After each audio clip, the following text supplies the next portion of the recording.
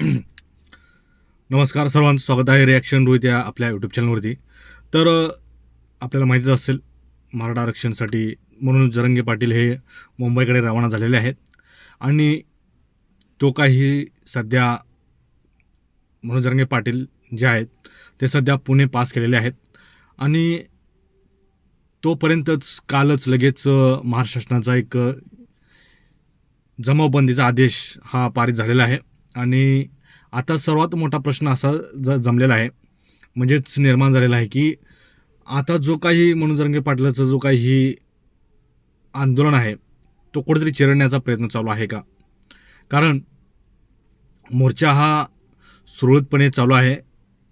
पाक जालनापासून आंतरवली सराटी येथून ते डायरेक्ट पुण्यापर्यंत त्या मोर्चाला कुठलंही गालबोट लागलेला नाही किंवा कुठलाही अनुचित प्रकार घडलेला नाही.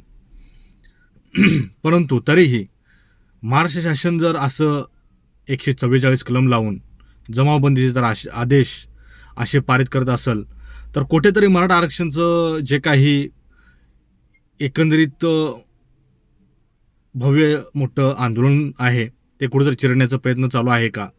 कारण तुम्हाला माहितीच असेल की 55 ते 56 अगोदर मराठा मोर्चे निघाले, शांततेत निघाले आणि त्यातील बरेच जे काही मराठा मोर्चेचे समन्वयक होते 56 मोर्चे निघून सुद्धा जितका हा मनोज जरांगे पाटील यांचा आंदोलन अख्ख्या महाराष्ट्रभर, देशभर आणि जगभर गाजलं आणि सर्वांना दखल घेण्यास भाग पाडलं, तर काही 55-56 गेल्या वेळेसचे मोर्चे झाले त्यातील बरेच आंदोलक हे सरकारला सामील होऊन तडजोडी झाल्या, तोडी झाल्या.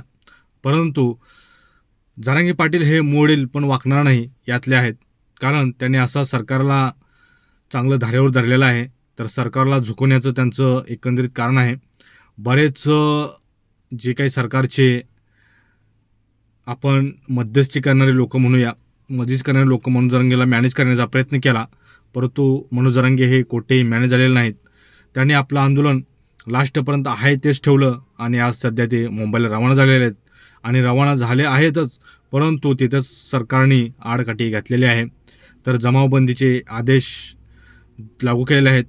तर सरकारला ज्यावेळेस जे काही दिल्लीचं म्हणजेच शेतकऱ्यांचं आंदोलन झालं त्यांना तिथं बॅरिकेड लावण्यात आलं. दिल्लीमध्ये तुम्हाला माहिती असेल शेतकऱ्यांचं मोठलट असं आंदोलन आपल्या मागील वर्षी काही वर्षी झालं होतं. तर तेव्हाही दिल्ली सरकारने शेतकऱ्यांना दिल्लीमध्ये येण्यास रोखलं होतं.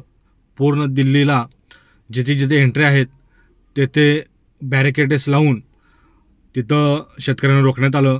तसं एकंदरीत प्रयत्न सध्या मनोज जरांगेंचा जो काही आंदोलनचा मोर्चा आहे किंवा जे काही मराठा आंदोलक निघालेले आहेत, मुंबईकडे रवाना झालेले आहेत, त्यांना कुठेतरी मुंबईच्या बॉर्डरवरतीच रोखण्याचा कुठेतरी प्रयत्न आहे का जमावबंदीचे आदेश लागू करून? हा एकंदरीत मोठा प्रश्न निर्माण झालेला आहे. जमावबंदी म्हणजे काय, तर 5च्या वर लोक एकत्रित दिसले नाही पाहिजे. तर तुम्हाला मुंबईचे लोकल आहेत, विमानतळ आहेत, त्याच्यानंतरनी मोठे रेल्वे स्टेशन आहेत, तर तिथे तुम्ही जमावबंदीचे आदेश लागू करणार आहात का? हा मोठा प्रश्न आहे. तर कुठेतरी सरकारची एकंदरीत ही खेळी आहे. मराठा आंदोलन चिरडण्याचा प्रयत्न चालू आहे. तर तुम्हाला काय वाटतं नेमकं की सरकारची खेळी कुठेतरी चालू झालेली आहे? तर तुम्हाला काय वाटतं नेमकंच आपल्या कमेंट बॉक्समध्ये नक्की कळवा. इतकाच व्हिडिओ होता. व्हिडिओ आवडल्यास नक्कीच मित्रांनो लाईक, कमेंट आणि शेअर, महत्त्वाचं म्हणजे सबस्क्राईब करायला विसरू नका.